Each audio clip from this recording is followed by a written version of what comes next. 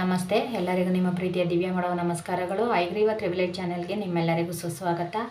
Please subscribe, share and like my channel. ಬನ್ನಿ ಇವತ್ತು ಯಾರಿಗೆ ಯಾವ ದೇವರ ಆಶೀರ್ವಾದ ಇದೆ ಅಂತ ನೋಡೋಣ. 2 ಮಣಿನ ನಾನು ಇಲ್ಲಿ ಇಟ್ಟಿದ್ದೀನಿ. ನಿಮಗೆ ಯಾವ ಕಲರ್ ಬೇಕೋ ಆ ಕಲರ್ನ ಆಯ್ಕೆ ಮಾಡ್ಕೊಳ್ಳಿ. ಇದು ಮೊದಲನೇದು, ಇದು 2ನೇದು. ಯಾರು ಮೊದಲನೇದು ಆಯ್ಕೆ ಮಾಡ್ಕೊಂಡಿದ್ದೀರಾ ಅವ್ರಿಗೆ ಫಸ್ಟ್ ನೋಡುವ. ನಿಮಗೆ ಯಾವ ದೇವರು ಆಶೀರ್ವಾದನ ಮಾಡ್ತಿದ್ದಾರೆ ಅಂತ ನೋಡುವ. ಅವರು ನಿಮಗೆ ಏನು ಹೇಳೋದಕ್ಕೆ ಇಷ್ಟಪಡ್ತಿದ್ದಾರೆ.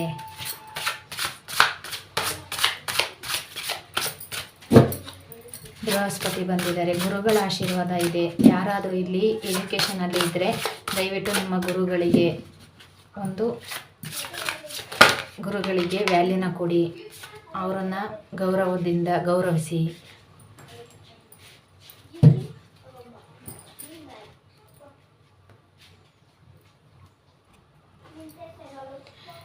ಏನು ಅಂತ ಅಂದರೆ ನನಗೇನು ಗೊತ್ತೇ ಇಲ್ಲ ಅನ್ನೋರು ಏನಾದರೂ ಕಲಿಬೇಕು ಅಂತ ಅಂದ್ಕೊಂಡಿದ್ರೆ ಅವರನ್ನು 0ಇಂದ ಹೇಗೆ ಮುಂದೆ ತರಬೇಕು ಅನ್ನೋದು ಒಬ್ಬರು ಗುರುಗಳಿಗೆ ಮಾತ್ರ ಗೊತ್ತು, ಗುರುಗಳಿಗೆ ಮಾತ್ರ ಸಾಧ್ಯ. ಮತ್ತು ನಿಮಗೆ ಗುರುಗಳ ಆಶೀರ್ವಾದ ಇದೆ. ನೀವು ಗುರುಗಳ ಆಶೀರ್ವಾದನ ಗುರುಗಳು ನಿಮಗೆ ತುಂಬ ಆಶೀರ್ವಾದನ ಮಾಡಿದ್ದಾರೆ. ಎಜುಕೇಷನಲ್ಲಿ ಇರೋ ಅಂಥವ್ರು ಕೂಡ ಯಾರಾದರೂ ಗುರುಗಳು ಅಂತಂದರೆ ಅವರು ಅಂತಲೇ ತಗೋಬೇಕು ಅಂತ ಏನಿಲ್ಲ. ಟೀಚರ್ಸ್ ಕೂಡ ತಗೋಬೋದು. ನಿಮ್ಮ ಟೀಚರ್ಸ್ ಯಾರಾದರೂ ಮಕ್ಕಳು ಕೂಡ ನೋಡ್ತಾ ಇದ್ದರೆ ಇದನ್ನು, ನಿಮ್ಮ ಎಜುಕೇಷನ್ ಏನಿದೆ ನೀವು ನಿಮ್ಮ ಟೀಚರ್ಸ್ಗೆ ಗೌರವನ ಕೊಟ್ಟು ಅವರನ್ನು ಒಂದು ಗುರುಸ್ಥಾನದಲ್ಲಿ ಇಟ್ಟು ನೀವು ಕಲ್ತಿದ್ದೇ ಆದರೆ, ಅವ್ರು ಹೇಳ್ಕೊಟ್ಟಿದ್ದನ್ನು ಚಾಚು ತಪ್ಪದೆ ನೀವು ಮಾಡಿದ್ದೇ ಆದರೆ ನೀವು ಉತ್ತಮ ಮಟ್ಟಕ್ಕೆ ತಲುಪ್ತೀರಾ ಅಂತ ಇಲ್ಲಿ ಮೆಸೇಜಸ್ ಬರ್ತಿದೆ. ಮತ್ತು ಯಮುನಾ ದೇವಿ ಬಂದಿದ್ದಾರೆ.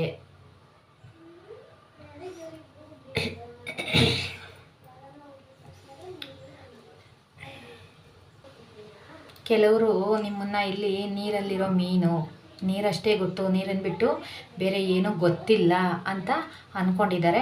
ಆದರೆ ಕೆಲವೊಂದು ಸತ್ಯಗಳು ನಿಮಗೆ ಗೊತ್ತಾಗೋದ್ರಲ್ಲಿ ಇದೆ.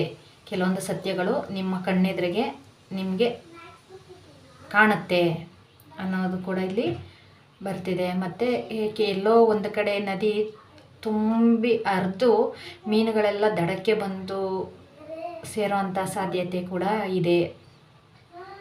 ಮತ್ತು ಯಾವುದೋ ನೀರು ಕಲುಷಿತಗೊಂಡು ಕೆಲವೊಂದು ಕೆರೆಯಲ್ಲಿ ಆಗ್ಬೋದು, ಯಾವುದೋ ಒಂದು ಕೆರೆಯಲ್ಲಿ ನೀರು ಕಲುಷಿತಗೊಂಡು ಅದರಲ್ಲಿರುವಂಥ ಜೀವಿಗಳು, ಮೀನು, ಬೇರೆ ಏನು ಸಣ್ಣ ಪುಟ್ಟ ಜೀವಿಗಳಿರುತ್ತೆ ಅವೆಲ್ಲ ಮರಣ ಹೊಂದುವಂಥದ್ದು, ಸಾಯುವಂಥ ಸಾಧ್ಯತೆ ಕೂಡ, ಸತ್ತು ದಡದಲ್ಲಿ ಬಂದು ಬೀಳುವಂಥ ಸಾಧ್ಯತೆ ಕೂಡ ಇದೆ. ಆದಷ್ಟು ಪರಿಸರನ ಕೂಡ ರಕ್ಷಿಸಿ ಅಂತ ಕೂಡ ಇಲ್ಲಿ ಹೇಳ್ತಿದ್ದಾರೆ. ಮತ್ತು ಯಮುನಾ ದೇವಿ ನಿಮಗೆ ತುಂಬ ಆಶೀರ್ವಾದ ಮಾಡ್ತಿದ್ದಾರೆ. ಅವರು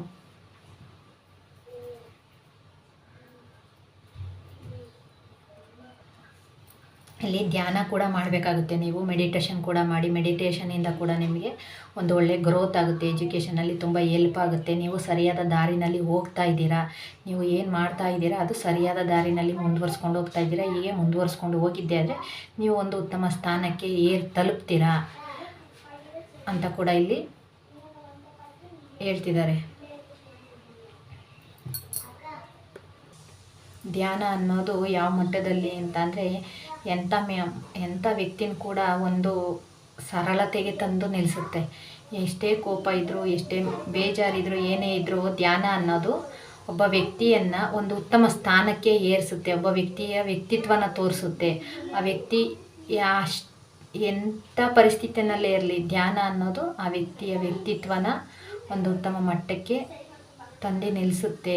ಒಂದು ಗೌರವನ ಕೂಡ ತಂದು ಕೊಡುತ್ತೆ. ಧ್ಯಾನ ಮಾಡಿ ಬರೀ ನಿಮ್ಮ ವಿದ್ಯೆ ಕಡೆ ಗಮನ ಕೊಟ್ಟಿದ್ದೆ ಆದರೆ ಎಲ್ಲ ಒಳ್ಳೆಯದಾಗುತ್ತೆ ಅಂತ ಇಲ್ಲಿ ಹೇಳ್ತಿದ್ದಾರೆ. ಮತ್ತು ನಾನು ನೋಡೋಣ. ಮತ್ತು ಯಾರಾದರೂ ನದಿ ದಡದಲ್ಲಿ ಪೂಜೆ ಮಾಡಬೇಕು ಅಂತ ಅಂದ್ಕೊಂಡಿದ್ರೆ ದಯವಿಟ್ಟು ಪೂಜೆನ ಮಾಡಿ. ಮತ್ತು ಯಾರಾದರೂ ಬಾಗಿನ ಕೊಡಬೇಕು ಅಂತ ಅಂದ್ಕೊಂಡಿದ್ರೆ ದಯವಿಟ್ಟು ಗಂಗಾ ಮಾತೆಗೆ ಒಂದು ಬಾಗಿನನ ಕೊಟ್ಟು ಬನ್ನಿ. ಗಾಯತ್ರಿ ದೇವಿ ಬಂದಿದ್ದಾರೆ.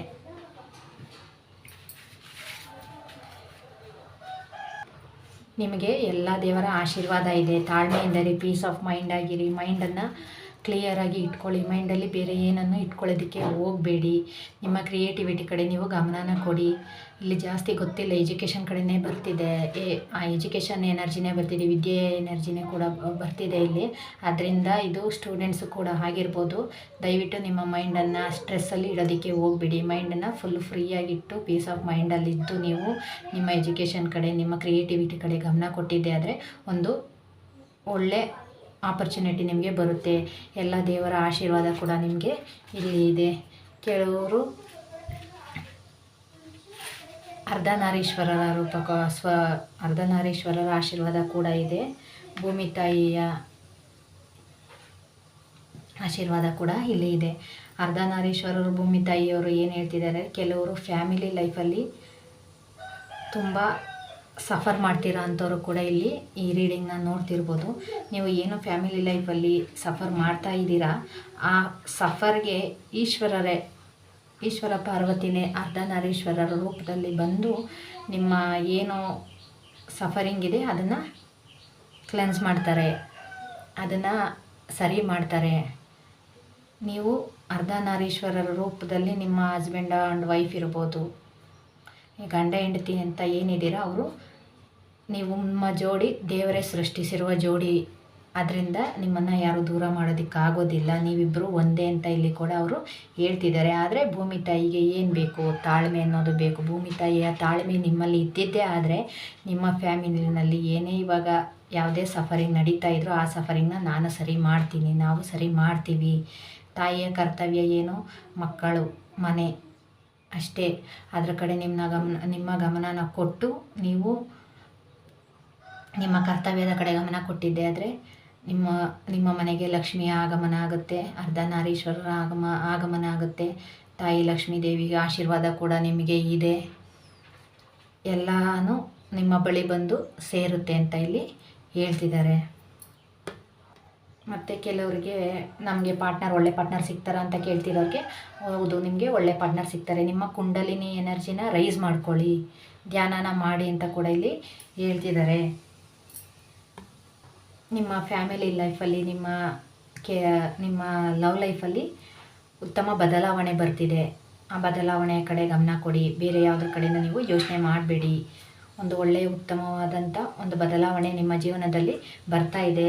ಅದರಿಂದ ಬೇರೆ ಯೋಚನೆನ ಬಿಟ್ಟು ನಿಮ್ಮ ಜೀವನನ ಚೆನ್ನಾಗಿ ರೂಪಿಸ್ಕೊಳ್ಳಿ ಅಂತ ಕೂಡ ಇಲ್ಲಿ ಹೇಳ್ತಿದ್ದಾರೆ. ಮತ್ತು ಇಲ್ಲಿ ಯಾರಾದರೂ ಭೂಮಿ ತಗೊಳ್ಳೋದ್ರ ಬಗ್ಗೆ ಕೂಡ ಯೋಚನೆ ಮಾಡ್ತಿರ್ಬೋದು, ಭೂಮಿನ ತಗೋಬೋದು. ಮತ್ತು ನೀವು ತುಂಬ ಉತ್ತಮ ನಿಮ್ಮ ಏನು ಇಲ್ಲ ಅಂದರೆ ಯಾರಾದರೂ ರಿಯಲ್ ಎಸ್ಟೇಟ್ ಬಿಸ್ನೆಸ್ ಬಗ್ಗೆ ಯೋಚನೆ ಮಾಡ್ತಿದ್ರೆ ನಿಮ್ಮ ಬಿಸ್ನೆಸ್ಸು ತುಂಬ ಉತ್ತಮ ಮಟ್ಟಕ್ಕೆ ಗ್ರೋತ್ ಆಗುತ್ತೆ. ಯಾರಾದರೂ ಫಾರೆಸ್ಟ್ ಪ್ರಾಣಿಗಳ ಬಗ್ಗೆ ಮತ್ತು ಕಾಡಿನ ಬಗ್ಗೆ ಯೋಚನೆ ಮಾಡ್ತಿದ್ರೆ, ಹೌದು, ಅದನ್ನು ಸರಿಯಾದ ರೀತಿಯಲ್ಲಿ ನೀವು ಪರಿಸರನ ಸಂರಕ್ಷಣೆ ಮಾಡ್ಕೊಂಡು ಹೋಗಿದ್ದೆ ಆದರೆ ಒಳ್ಳೆ ಉತ್ತಮ ಸ್ಥಾನದಲ್ಲಿ ಗ್ರೋತ್ ಆಗುತ್ತೆ ಅಂತ ಕೂಡ ಇಲ್ಲಿ ಭೂಮಿ ತಾಯಿ ಹೇಳ್ತಿದ್ದಾರೆ. ಯಾರಾದರೂ ಭೂಮಿನ ತಗೊಳ್ಳೋದ್ರ ಬಗ್ಗೆ ಕೂಡ ಯೋಚನೆ ಮಾಡ್ತಾಯಿದ್ರೆ, ಹೌದು, ನೀವು ಭೂಮಿನ ತಗೊತೀರಾ. ಮತ್ತು ಕೆಲವರಿಗೆ ದುಡ್ಡು ಕೂಡ ಬರುತ್ತೆ. ಮತ್ತು ಕೆಲವರು ಇಲ್ಲಿ ಸೈಟ್ನ ತಗೊಂಡು ಆ ಸೈಟಲ್ಲಿ ಒಂದು ಹಳ್ಳಿ ವಾತಾವರಣನ ಸೃಷ್ಟಿಸಬೇಕು. ಅದು ಹಳ್ಳಿ ವಾತಾವರಣನ ಮತ್ತು ಅಲ್ಲಿ ಏನು ಹೇಳ್ತಾರೆ, ಹಳ್ಳಿ ಮನೆ, ಪರಿಸರ, ಗಿಡ ಈ ಥರ ಎಲ್ಲ ಮಾಡಿ ಒಂದು ಹಳ್ಳಿ ಮನೆನ ಮಾಡಬೇಕು ಅಂತ ಅಂದ್ಕೊಂಡಿದ್ದೀರಾ. ಅದು ಕೂಡ ಆಗುತ್ತೆ ಅಂತ ಕೂಡ ಇಲ್ಲಿ ಬರ್ತಿದೆ. ಓಕೆ, ಎಲ್ರಿಗೂ ಯಾರು ಮೊದಲನೇದು ಆಯ್ಕೆ ಮಾಡ್ಕೊಂಡಿದ್ರಿ ಅವ್ರಿಗೆ ಇಷ್ಟ ಆಯಿತು ಅಂತ ಅಂದ್ಕೊತೀನಿ. Please subscribe, share and like my channel. Thank you so much. ಎಲ್ರಿಗೂ ಒಳ್ಳೆಯದಾಗಲಿ. ಓಕೆ, ಬನ್ನಿ, ಯಾರು ಎರಡನೇದು ಆಯ್ಕೆ ಮಾಡ್ಕೊಂಡಿದ್ದೀರಾ ಅವ್ರಿಗೆ ಯಾವುದೇ ದೇವರ ಆಶೀರ್ವಾದ ಇದೆ, ಯಾರು ಏನು ಹೇಳೋದಕ್ಕೆ ಇಷ್ಟಪಡ್ತಿದ್ದಾರೆ ಅಂತ ನೋಡೋಣ. ನಂದಿ ಬಂದಿದ್ದಾರೆ.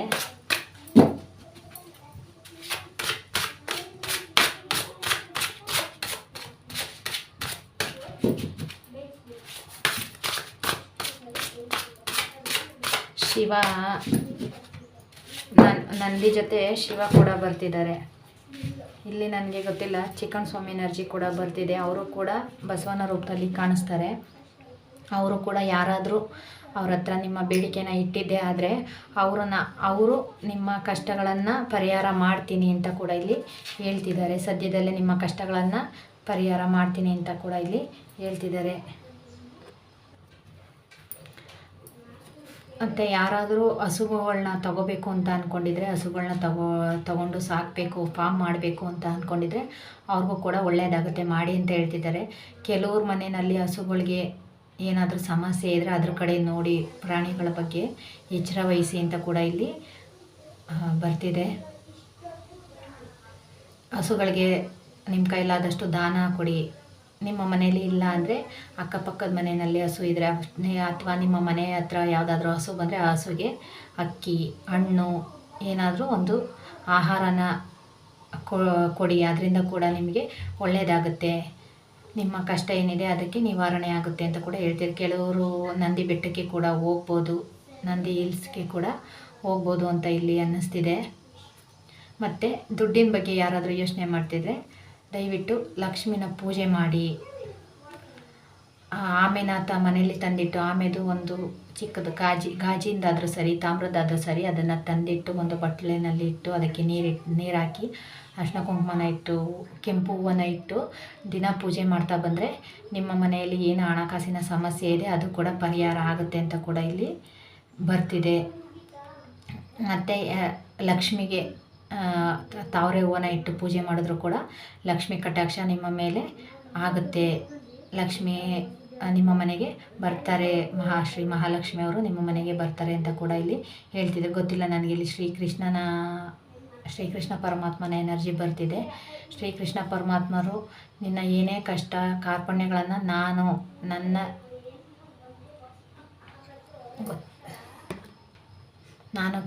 ಕೈಲಿರುವಂಥ ಚಕ್ರನ ಕಳಿಸಿ, ನಿನ್ನ ಏನು ಕಷ್ಟ ಇದೆ, ನಿನಗೆ ಯಾರು ಕಷ್ಟ ಕೊಟ್ಟಿದ್ದಾರೆ ಅದನ್ನೆಲ್ಲ ನಾನು ಪರಿಹಾರ ಮಾಡ್ತೀನಿ, ಅದ್ರ ಕಡೆ ನೀನು ಯೋಚನೆ ಮಾಡಬೇಡ, ಅದ್ರ ಬಗ್ಗೆ ಯೋಚನೆ ಮಾಡಬೇಡಿ ಅಂತ ಕೂಡ ಇಲ್ಲಿ ಹೇಳ್ತಿದ್ದಾರೆ. ಶ್ರೀಕೃಷ್ಣ ಪರಮಾತ್ಮ ನಾನಿದ್ದೀನಿ, ನಾನಿರಬೇಕಾದ್ರೆ ನೀ ಯಾಕೆ ಯೋಚನೆ ಮಾಡ್ತೀಯಾ, ನನ್ನನ್ನು ನಂಬು ಅಂತ ಕೂಡ ಇಲ್ಲಿ ಹೇಳ್ತಿದ್ದಾರೆ.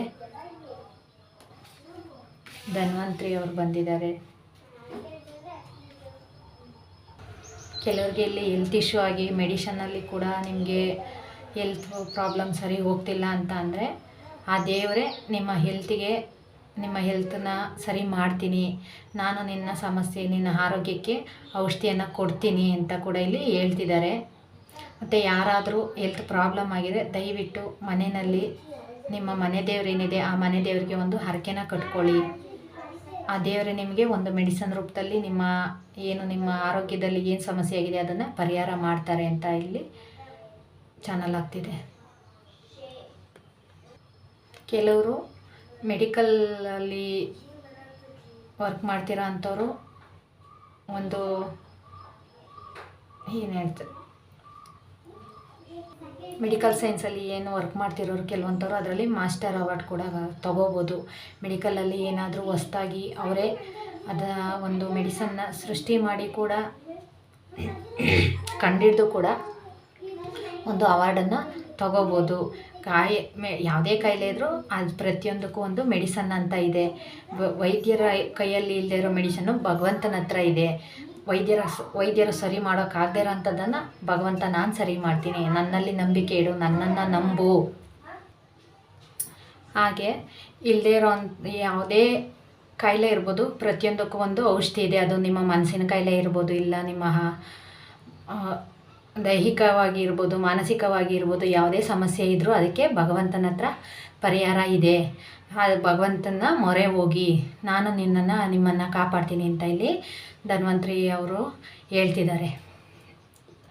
ಮತ್ತು ನೋಡಿ, ನಟರಾಜ ಅವರು ಬಂದಿದ್ದಾರೆ, ಮತ್ತು ಗರುಡ ದೇವ ಬಂದಿದ್ದಾರೆ. ಈಶ್ವರ ನೃತ್ಯನ ಮಾಡಿಕೊಂಡು ಕೈಯಲ್ಲಿ ಬೆಂಕಿ ಹಿಡ್ಕೊಂಡು ಜೊತೆಯಲ್ಲಿ ಗಣೇಶನ ಕರ್ಕೊಂಬರ್ತಿದ್ದಾರೆ. ಯಾವ ರೀತಿ ಅಂದರೆ, ನಿಮ್ಮ ಜೀವನದಲ್ಲಿ ಏನೇ ಸಮಸ್ಯೆ ಇರ್ಬೋದು, ಎಷ್ಟೇ ಸಮಸ್ಯೆ ಇರ್ಬೋದು, ಅದನ್ನೆಲ್ಲ ನಾನು ಪರಿಹಾರ ಮಾಡ್ತೀನಿ, ಅದನ್ನೆಲ್ಲ ನಾನು ಹೊಡ್ಕೊಂಡು ಬರ್ತೀನಿ, ನಾನು ನಿನ್ನ ಮನೆಗೆ ಬರ್ತೀನಿ, ನೀನು ಆರಾಮಾಗಿ ಇರು, ತಲೆ ಕೆಡಿಸ್ಕೋಬೇಡಿ, ನೀವು ಆರಾಮಾಗಿ ನನ್ನ ಧ್ಯಾನದಲ್ಲಿ, ನನ್ನ ಭಕ್ತಿನಲ್ಲಿ ನೀವು ಮುಳುಗಿ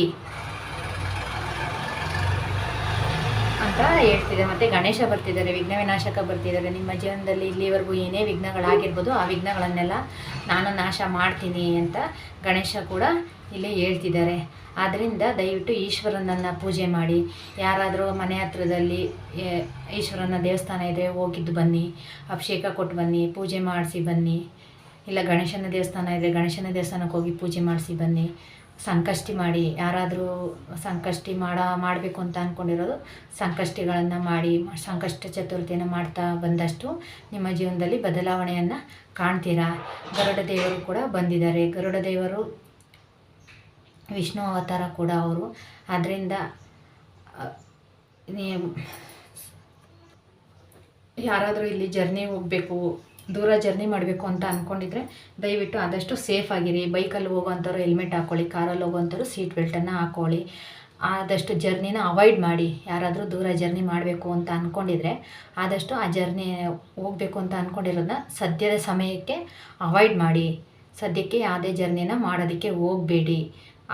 ಹೋಗೋ ಅನಿವಾರ್ಯ ಇದ್ದಿದ್ದೇ ಆದರೆ ಸೇಫಾಗಿ ಜರ್ನಿ ಮಾಡಿ ಅಂತ ಕೂಡ ಇಲ್ಲಿ ಹೇಳ್ತಿದ್ದಾರೆ. ಮತ್ತು ಇಲ್ಲಿ ಕೆಲವರು ಆಂಜನೇಯನ ಆಶೀರ್ವಾದನ ತಗೋಬೇಕಾಗುತ್ತೆ. ಇಲ್ಲ ಆಂಜನೇಯನ ದೇವಸ್ಥಾನದಲ್ಲಿ ಹೋಗಿ ಒಂದು ತುಳಸಿನ ಇಲ್ಲ ಆಂಜನೇಯನ ಒಂದು ಮಂತ್ರ ಆದರೂ ಆಗ್ಬೋದು, ಏನಾದರೂ ಒಂದು ತಂದು ನಿಮ್ಮ ಹತ್ರ ಇಟ್ಕೊಂಡಿದ್ದೆ ಆದರೆ, ನಿಮ್ಮ ಗಾಡಿನಲ್ಲಿ ಅದನ್ನು ಇಟ್ಕೊಂಡಿದ್ದೆ ಆದರೆ ಯಾವುದೇ ರೀತಿ ಅಪಾಯದಿಂದ ನಿಮ್ಮನ್ನು ನೀವು ಪಾರಾಗ್ಬೋದು ಅಂತ ಕೂಡ ಇಲ್ಲಿ ಗರುಡ ದೇವರು ಹೇಳ್ತಿದ್ದಾರೆ. ನಿಮ್ಮ ಮನಸ್ಸಿಗೆ ನೀವು ಖುಷಿ ಕೊಟ್ಟು, ನಿಮ್ಮ ಮನಸ್ಸಿಗೆ ಇಷ್ಟ ಬಂದಂತೆ ನಿಮ್ಮ ಹೃದಯಕ್ಕೆ ನೀವು ಒಂದು ಖುಷಿನ ಕೊಟ್ಟಿದ್ದೇ ಆದರೆ ನೀವು ಚೆನ್ನಾಗಿರ್ತೀರ, ನಿಮ್ಮ ಜೊತೆಲಿರೋರು ಚೆನ್ನಾಗಿರ್ತಾರೆ.